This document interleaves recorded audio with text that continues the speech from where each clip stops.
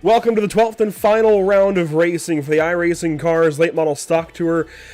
This is the first time that the Cars Tour has been on this series officially in this kind of fashion, Zach, and it's so good to see it all come to fruition. 12 weeks of racing. It all comes down to a classic late model stock track, USA International Speedway in the virtual Lakeland, Florida. Zach, welcome back. Round 12. Alex McCullum has just about sealed it up, but nothing is ever official until it is official. We still have a night of racing, a week of racing to go for these guys to potentially change some things up as we get into the sim here on iRacing.com and take a quick look at the USA International Speedway. We want to keep this brief before we actually get to racing because we are joining in just to take a look at some qualifying, and there's some definitely some tire warming underway from these guys. Here's a look at Thronberg and some others on track, Zach, but you noticed some stuff right as soon as these cars got onto the racetrack. Yeah, I noticed a lot of these guys just pulling some usual things that you see a lot of guys in open races do, just some things to get the car the way it needs to be for qualifying, and anything they can do to run a fast lap. You see Hazlitt goes purple for a 21.0, and you know these guys are just trying to see whatever they can get out of these cars. They still got about 3 minutes left in their qualifying. Well, let's ride on board with somebody from Elite Performance Industries. Of course, this series brought to you on Pit Stop TV by EPI. Here's Josh Parrish, and it looks like he's going to go way up. So this is his first timed lap. He's going way up to the top of turn 3. This is normal. This is short track stuff. Get a run out of turn 4, diamond it, get back to the throttle early, a big run down into turn number 1, and that's going to give him more front straightaway speed. Just got to accommodate for that on the entry to 1, which it looks like Josh did pretty nicely. Now down the back stretch, and Josh Parrish going to send it off into turn 3, trying to get all the time he can out of it. Let's check in and see how far off pole he is. A second off pole that first lap, that's to be expected. This second lap, though, picked up a bunch of time. It's not quite for pole, Zach, but it's still a lot of time. Way up to the... Actually, wow. He picked up a lot of time and was still last. Yeah, that just tells you how competitive this field is for these open lobbies with the late model stock cars. That guy isn't last, though. Alex McCullum, top of the board. But look at this, Andrew. You have everyone inside the top 5 within a 1/10 of each other. Yeah. That is close and competitive. Here's a look at the unofficial qualifying results. This is impressive, just how close everybody is. And James Jackson goes up and goes to 11th now, but really doesn't make a dent in any of this.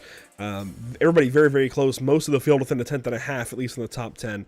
And there you go. Now RS Center makes it officially within a 10.5 there at the top of the board. Now that we have taken a look at qualifying for, I think, a very crucial qualifying session, let's back up to our usual program. Take a look at the track map here, Zach. It's interesting, of course, there's no late model stock times here yet, but we saw late model stocks here just a couple of weeks ago. I think actually, what, last week and the week prior with the D-Line Racing League. So we have an idea here at Pit Stop TV of how these cars are going to race, and the answer is really, really well. Yeah, but here's the thing. That was on a fixed setup. Everyone had the same exact setup in. These guys have open setups in. A lot of these guys, their handling's going to change over the course of the race. The whole car is going to start reacting a little differently. I've noticed, especially with the open setups, that they get really loose. But, you know, just looking at the points here, you got Alex McCullum on pole for tonight. And, well, Andrew, it's hard to say that Ryan Kuhn is even going to have relatively a shot to get this championship wrapped up, as he sits 271 points behind McCullum. Landon Rapp is the next closest one, and with Kuhn not being here, Landon Rapp might honestly be able to take the second place. But other than that, I don't see many changes happening other than maybe Hazlitt overtaking Kendrick Cryer. Excuse me, I was finishing up a hot and fresh, I think it is. Krispy Kreme donut my girlfriend brought me. Big shout out to Caleb. Thank you for that one. Yeah, you know, got to be fueled for these broadcasts. But I was looking at these points real quick, and of course, I typed these out the other day, so apologies to Ryan Kuhn. For some reason, he's Ryan Cohn this week. Caleb Hall, Kendrick Cryer, Anderson Hazlitt, Jackson Lewis, Josh Cottle, those guys all within about 28 points of each other. That entire 5th to 9th portion is going to change, I think, after this week. Absolutely. These guys just so close in points. Any big points today they can get is absolutely going to benefit them. I don't think they're going to be able to close in too much on the top 5, but, you know, looking back through all these races with the 2023 Season 2 schedule for these cars, it's been a dream, really, Andrew. We've had a lot of great races, and, you know, I think it's going to be great to see these guys finish it off with one last really hoorah. Absolutely. And, this is a really good racetrack to close things out at. I was a little skeptical at first of running 2 really big racetracks at the back end of the schedule. You can even say 3 because New Smyrna is kind of lengthy compared to Hickory and Lanier that came right before it. But it's been a solid way to end things out. A really solid schedule. And props to whoever put this together for this initial run with these brand new late model stock cars. I'm sure season 3 will go well as well. That said, let's take a look at our starting grid for the final time, potentially this season. Let Tyler Payne know if you want another one of these this week. We're talking about it, trying to make it happen, but he's just got to pick up the phone. Anyways, Alex McCullum on pole in car number 1. That's to be expected at this point in the season. Justin Haslett, though, will start from second. That is a really solid qualifying run for the 27 car. Starting from third, it's Kenny Zeems in car number 2. Good to see Kenny in the race alongside Kyle Turzak in that second row. Landon Rapp will start from 5th. Mike Bentley from 6th position.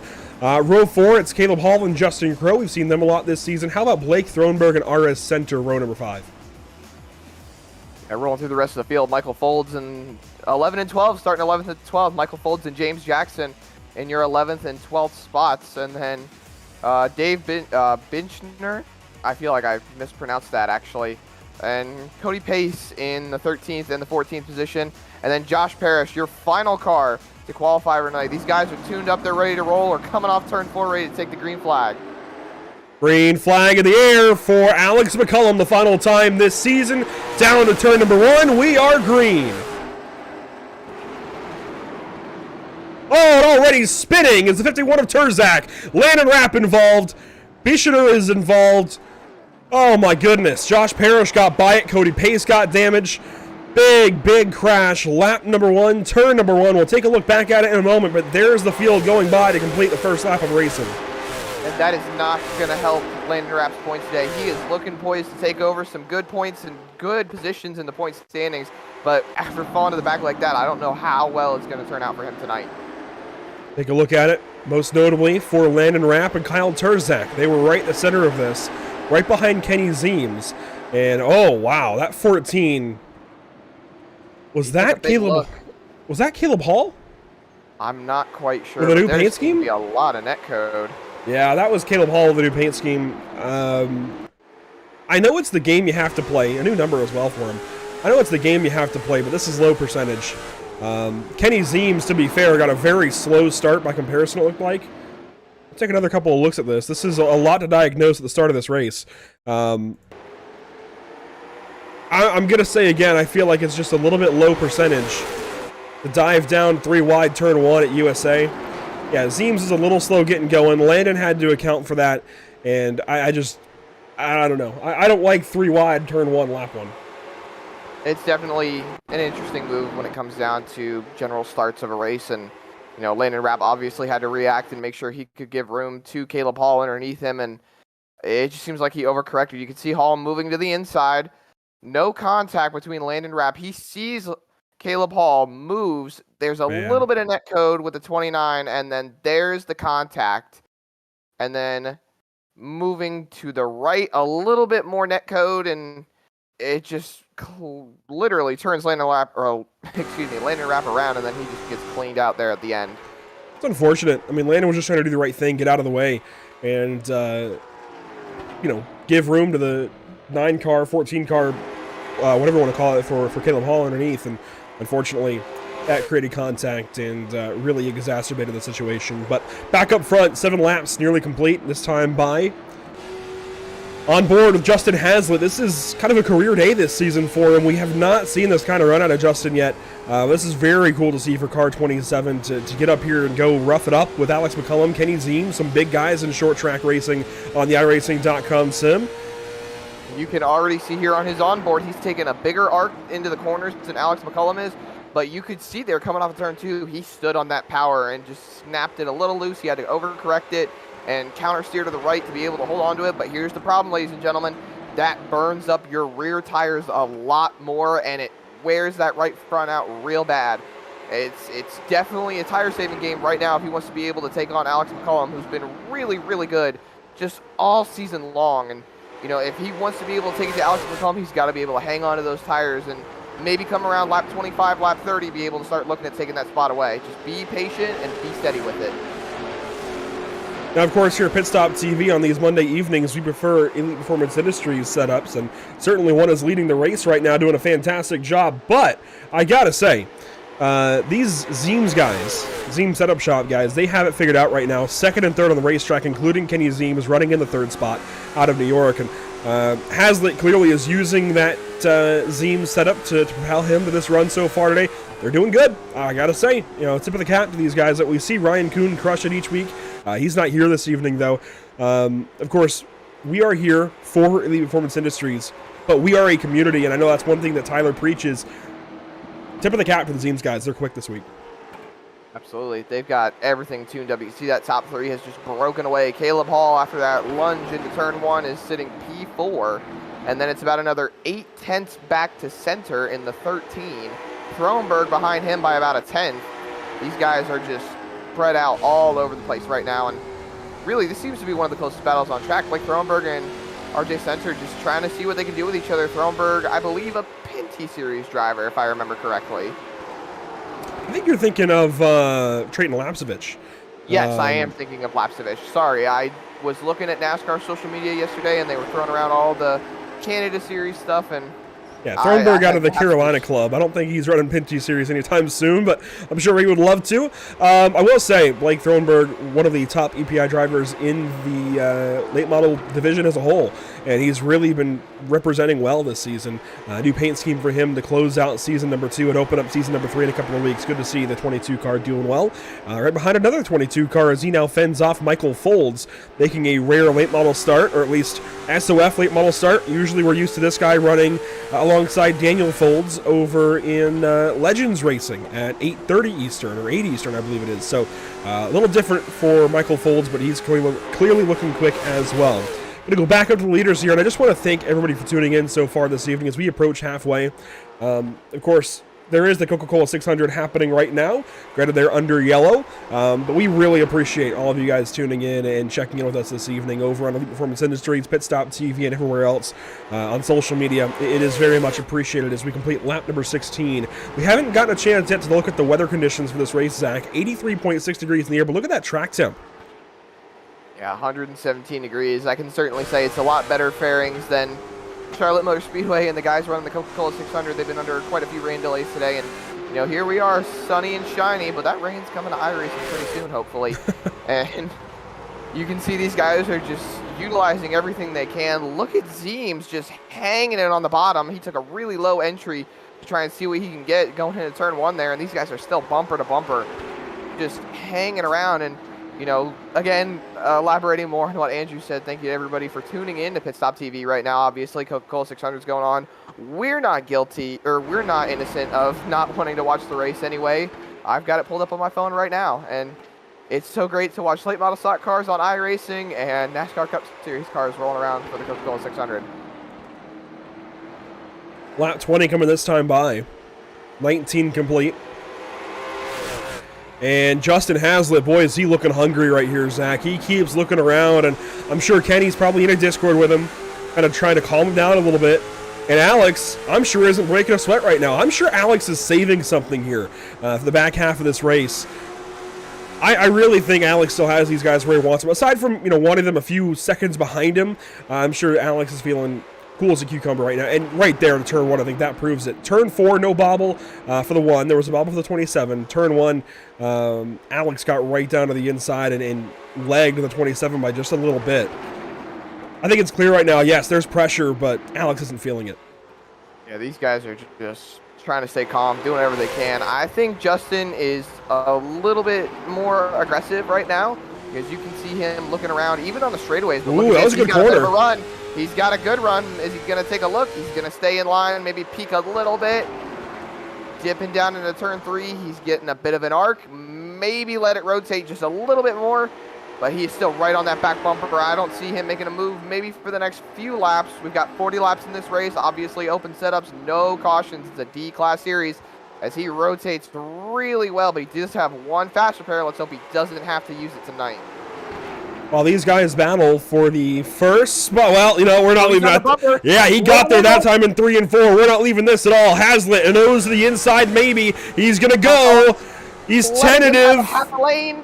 The door is open. And there goes Hazlitt alongside the 1 car for the top spot. The battle not at all over yet.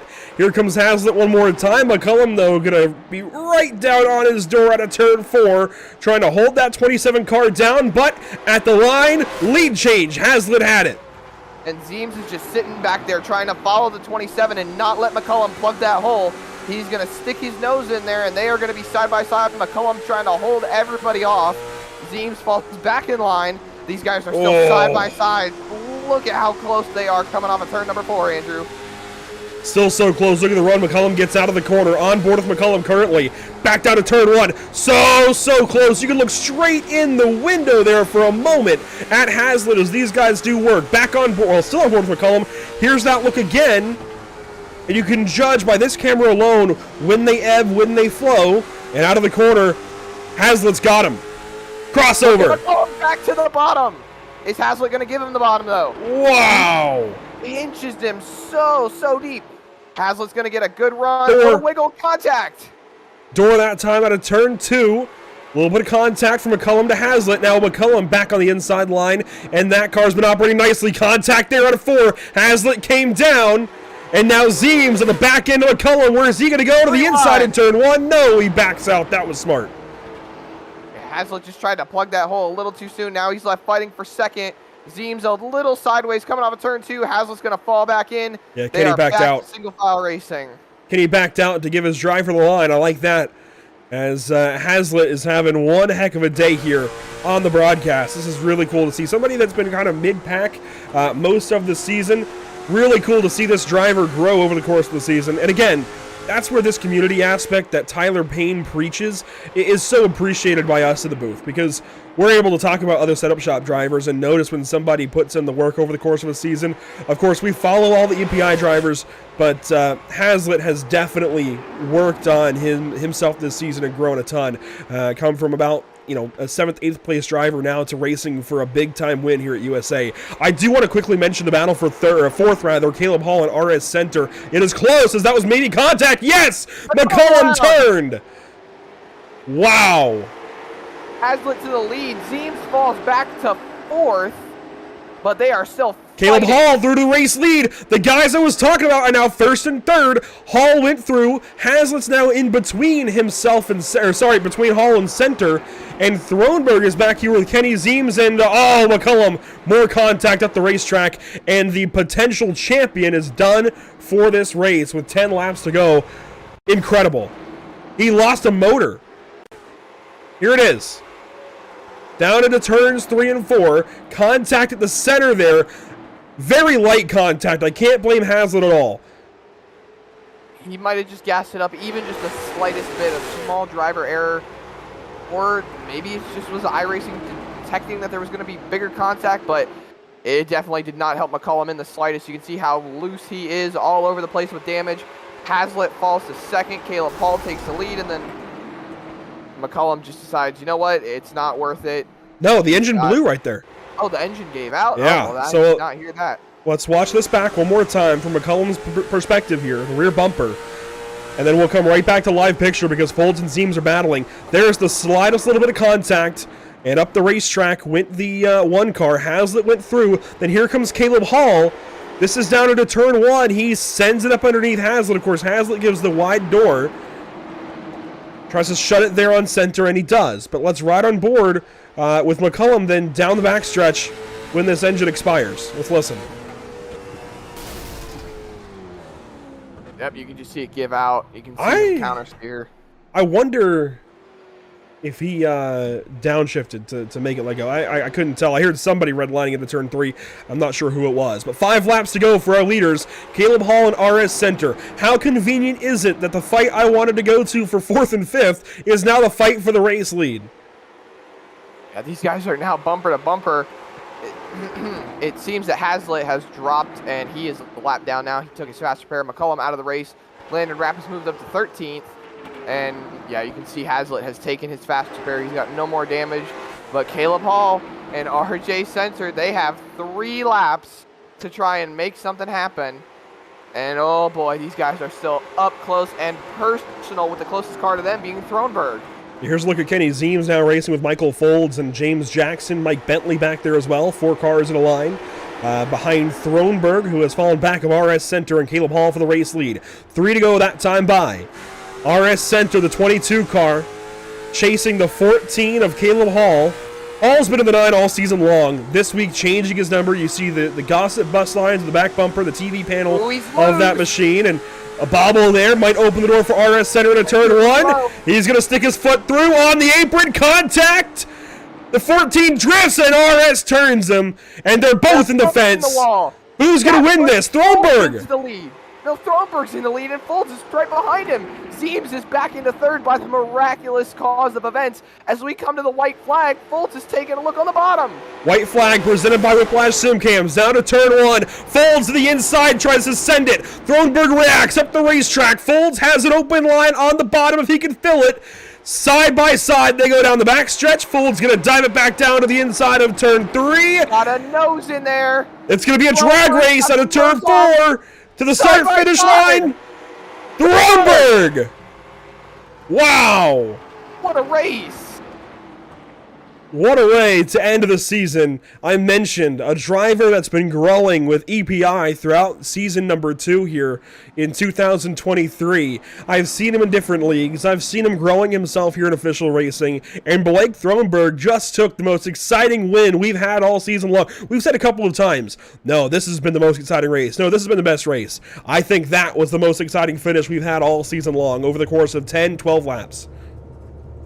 Was absolutely an incredible race. You had 2 sets of leaders taken out in the span of less than, what, 10 laps?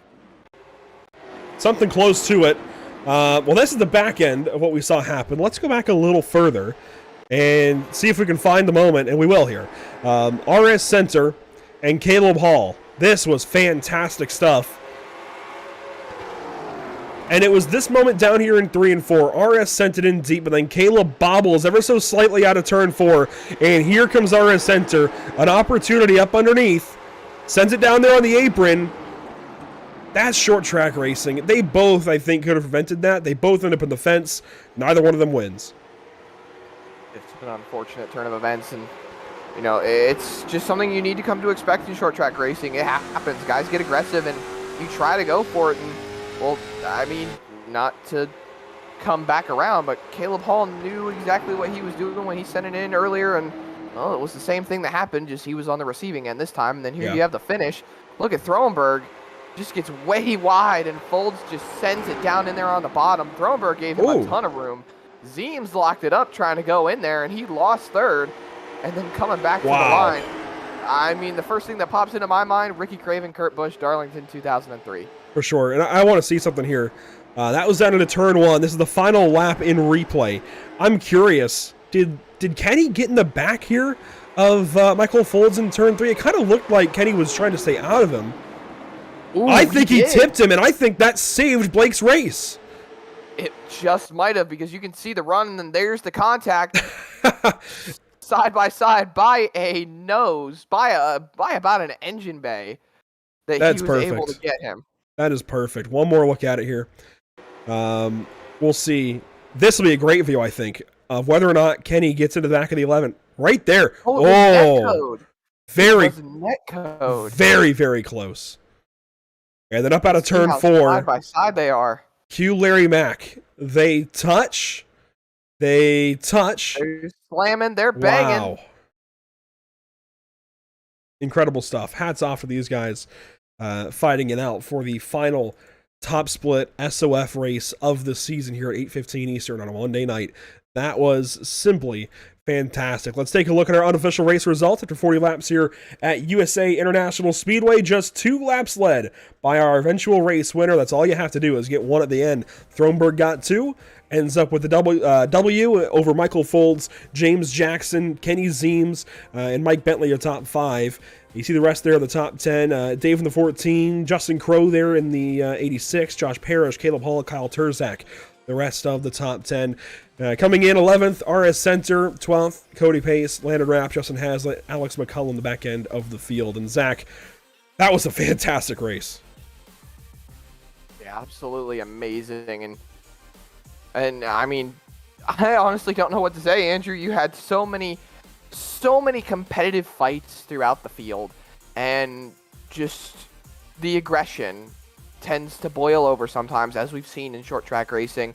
I know you live around some of the short tracks in North Carolina. I live close to some of them. We've been to them. We've seen what can happen. We've seen what can happen throughout the rest of the season, and honestly, the aggression of what we've seen over the course of the whole season seems like it just boiled over, and, well, really, we got to see an exciting finish. 2 pairs of leaders out of the race within the last 10 laps, just to give way to guys who have been competitive but haven't been there at the end, and, well, they were given the chance tonight, and they did not disappoint. And hey, we can still catch the end of the Coke 600, so we're going to keep this quick. Just a recap on points, Alex McCullum up top, Ryan Kuhn there in second. It's very unlikely to change, but we'll check back in at some point on social media, potentially, with points here. I can't promise exactly how it's going to look, but we'll try and get an update later in the week of where these guys sit. But that's how they are coming into this race. Obviously, it's going to change. Of course, this will end up being another drop for McCullum, but that shouldn't hurt anything at all. Ryan Kuhn, I'm sure, will get some races in under his belt this week, as he has every single week up to this point.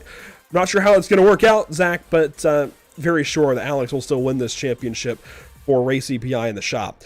Let's take a look at our upcoming broadcast here at Pit Stop TV, beginning with tomorrow's D-Line Racing League event at Concord Speedway, presented by Elevated Performance. Race number 3 over there for those guys. They run a 30-lap heat race and a 50-lap feature, basically race 1, race 2, Zach, but they have damage healing enabled. It's so much fun.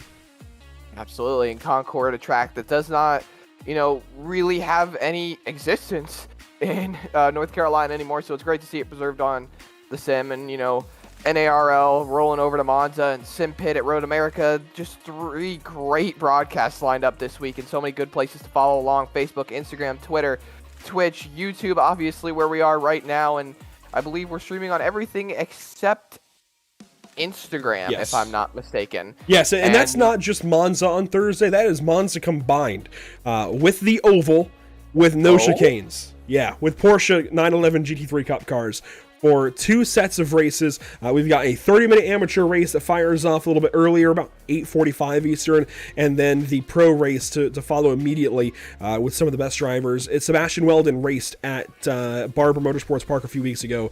Tony Kanaan sometimes frequents the series, so that series is loaded with Porsche Cup talent on the sim and some extra drivers from off the sim that come and race on occasion. But again, Monza combined, you're flat out for about 75% of the lap, if not more.